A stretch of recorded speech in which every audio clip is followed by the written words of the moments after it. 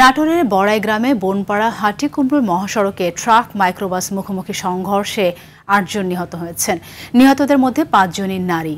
সকালে উপজেলা আড়াইমারি এলাকার তরমুজ পাম্পের সামনে এ মর্মান্তিক দুর্ঘটনা ঘটে। এদিকে ঝিনাইদহের কালীগঞ্জে দুটি পৃথক দুর্ঘটনায় ২ জন নিহত হয়েছেন। এছাড়া যশোরের চলন্ত ভ্যানের চাকায় ওড়না পেঁচিয়ে মৃত্যু হয় এক যাত্রীর। প্রতিনিধিদের পাঠানো তথ্যচিত্রে আরও জানাচ্ছেন আব্দুল হামিদ।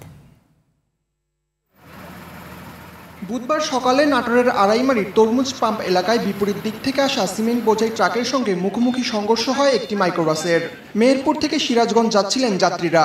মুহূর্তের মধ্যে দুমড়ে মুচড়ে যায় গাড়িটি।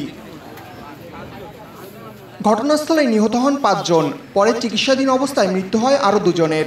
প্রাথমিক যেটা আমাদের স্পটে এসে যেটা মনে হচ্ছে মূলত ট্রাকটাই তার রং লেনে পরিবর্তন করে আসার কারণে মূলত মুখোমুখি মাইক্রোবাসের সাথে সংঘর্ষ হয়েছে আমাদের মনে হচ্ছে।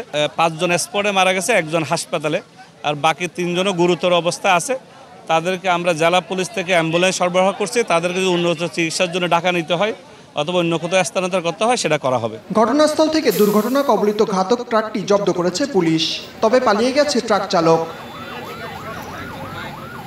এদিকে ঝিনাইদহের কালীগঞ্জে রেল ও সড়কে পৃথক দুর্ঘটনায় নারীসহ ২ জন নিহত হয়েছেন। ট্রেনে কাটা পড়ে নিহত নারীর নাম আমচি, তিনি মানসিক প্রতিবন্ধী ছিলেন। অন্যদিকে কোটচাঁদপুরে সড়ক দুর্ঘটনায় নিহত হন রুহুল আমিন নামের একজন। যশোরে চলন্ত ভ্যানে ওড়না পেঁচিয়ে গলায় ফাঁস লেগে মনিরা খাতুন নামের এক গৃহবধূর মৃত্যু হয়েছে। সদর উপজেলার চানপাড়া গ্রামে এই ঘটনা ঘটে। আব্দুল হামিদ, RTV।